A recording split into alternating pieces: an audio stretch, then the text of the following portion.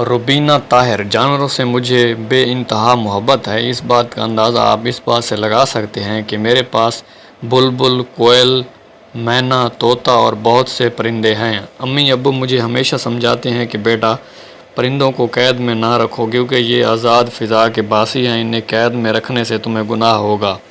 مگر ابو، میں تو ان کا بہت خیال رکھتی ہوں، ان کو ہر طرح کے پھل کھلاتی ہوں۔ سردیوں میں ان کی حفاظت کے لیے میں نے ان کے پنجرے میں بلب بھی لگا رکھے ہیں۔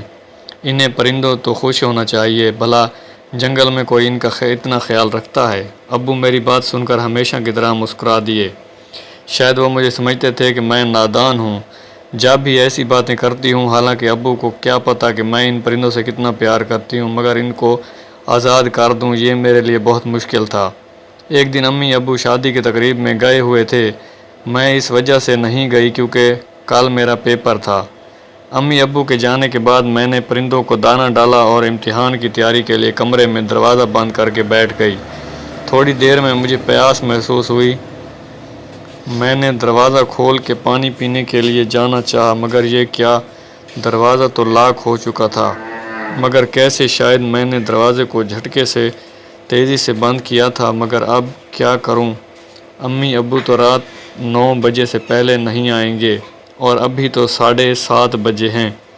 میں بہت پریشان ہوئی، پھر سوچا روشن دان سے کسی کو آواز دی جائے، شاید کوئی آس پڑوس کا سن لے اور مدد کو آ جائے، مگر روشن دان بہت اونچا تھا۔ بس اب ایک ہی راستہ تھا کہ امی ابو کا انتظار کیا جائے۔ وقت تھا کہ گزرنے کا نام ہی نہیں لے رہا تھا۔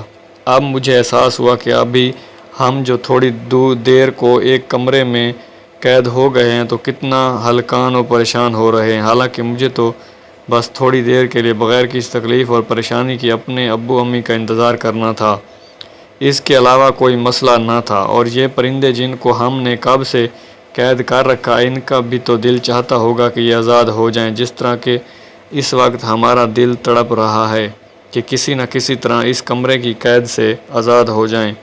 ان پرندوں کا بھی دل چاہتا ہوگا کہ وہ اپنے ہم جولوں میں رہیں اور ہم آزاد فضا میں خوشی سے اڑ سکیں۔ بس اس واقعے نے ہماری سوچ بدل دی۔ اتنے میں گاڑی کا ہارن سنائی دیا۔ ابو آئے تو ہم اس قید سے آزاد ہوئے اور ہم نے ابو کو بتایا کہ کل ہم تمام پرندوں کو آزاد کر دیں گے۔